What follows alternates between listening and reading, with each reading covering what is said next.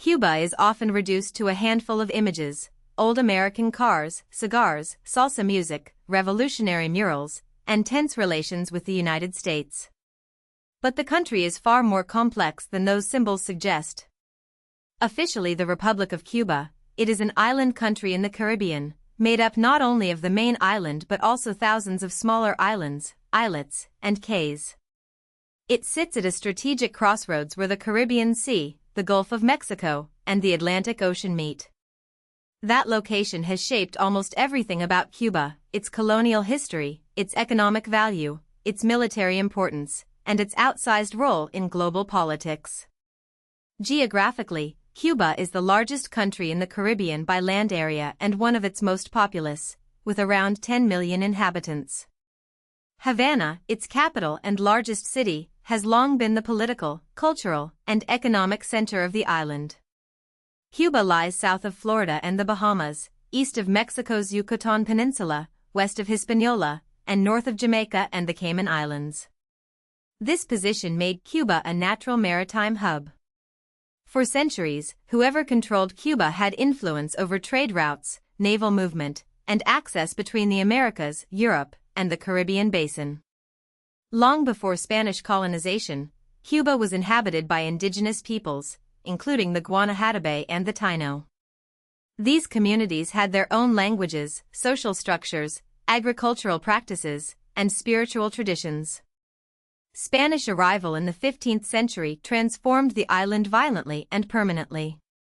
Disease, forced labor, displacement, and colonial exploitation devastated indigenous populations.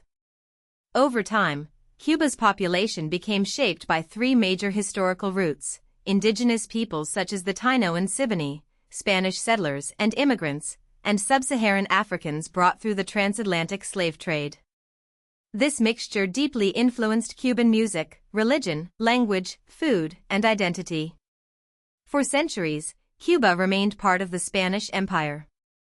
Its economy became tied to plantation agriculture, especially sugar and tobacco, both of which depended heavily on enslaved African labor. Cuba's ports connected imperial trade networks, while its plantations produced enormous wealth for colonial elites. But by the 19th century, independence movements were spreading across Latin America, and Cuba was no exception. The island's struggle against Spain was long and costly. The decisive break came after the Spanish-American War of 1898, when Spain lost control of Cuba.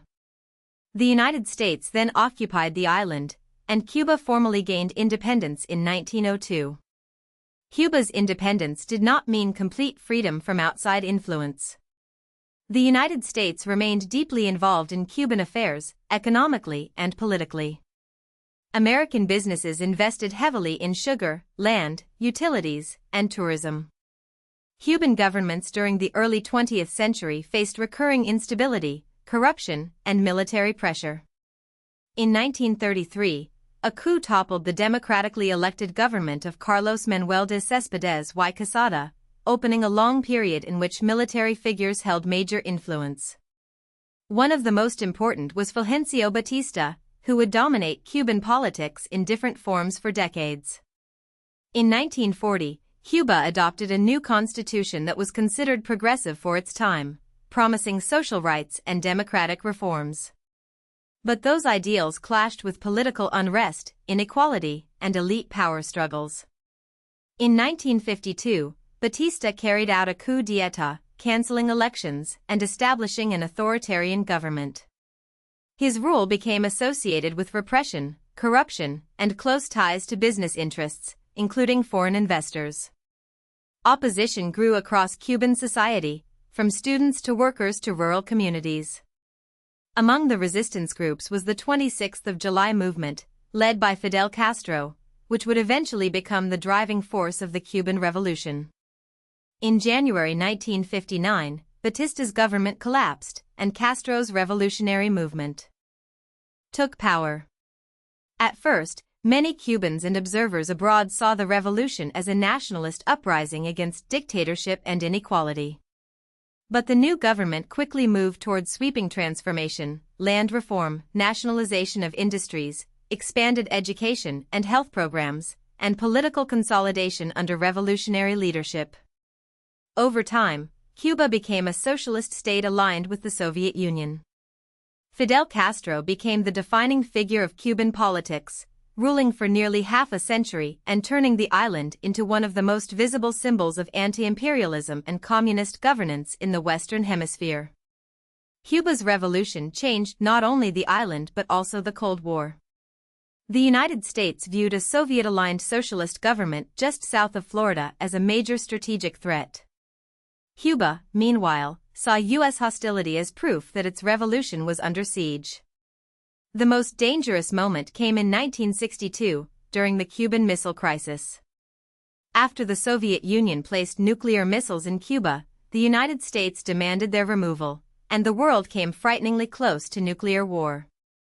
The crisis ended through negotiation, but it cemented Cuba's global significance. A small Caribbean nation had become central to the balance of power between superpowers. Cuba did not remain only a passive Cold War ally of Moscow. From the 1970s through the late 1980s, it intervened in conflicts abroad, supporting anti-colonial and Marxist governments and movements across Africa, Latin America, and the Middle East. Cuban soldiers, doctors, teachers, and advisors became part of the country's international identity. Soviet aid helped sustain this global role and Cuba's domestic economy. According to a declassified CIA report, Cuba had received tens of billions of dollars in Soviet assistance by the mid-1980s. But this dependence created a major vulnerability. When the Soviet Union collapsed, Cuba's economic foundation was shaken. The 1990s brought what Cubans call the special period, a severe economic crisis after the loss of Soviet support. Fuel, food, transport, and industrial production all suffered. Daily life became harder, and the government had to adjust without abandoning one-party socialist rule.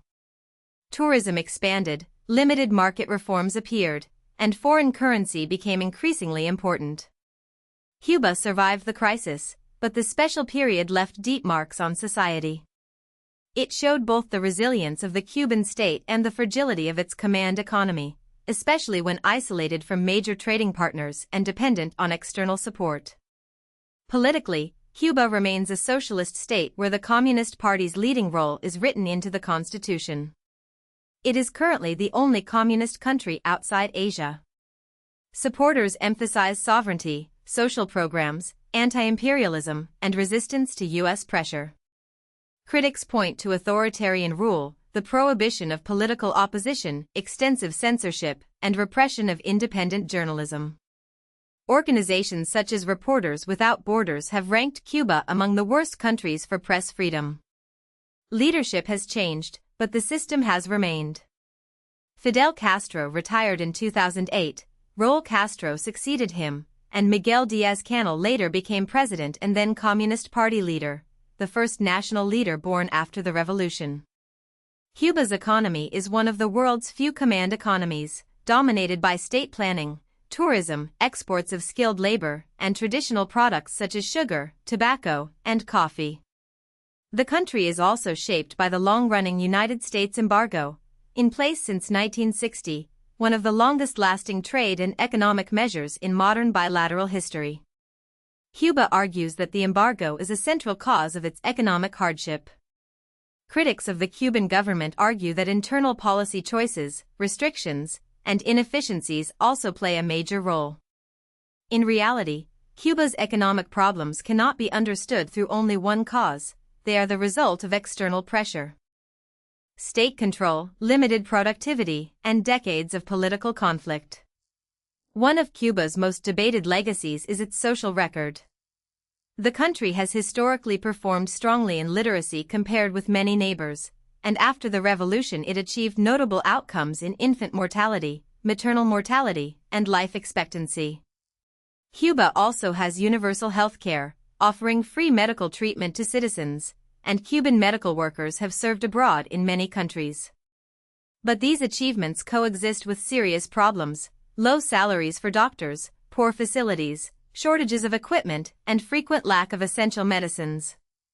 Recent studies and international agencies have also pointed to severe poverty and food insecurity, with rationed food meeting only part of many people's nutritional needs. Cuba is difficult to summarize because it is full of contradictions. It is a small island with a global political footprint, a country praised for literacy and health achievements, yet criticized for poverty and repression, a nation shaped by colonialism, revolution, superpower rivalry, and decades of embargo. Its story is not just about Fidel Castro, communism, or conflict with the United States. It is about geography, empire, race, labor, nationalism, survival, and the struggle over what independence should mean. To understand Cuba is to understand how one island became a symbol, a battleground, and a living example of history's unresolved tensions. If you found this helpful, please like this video and subscribe for more explainers.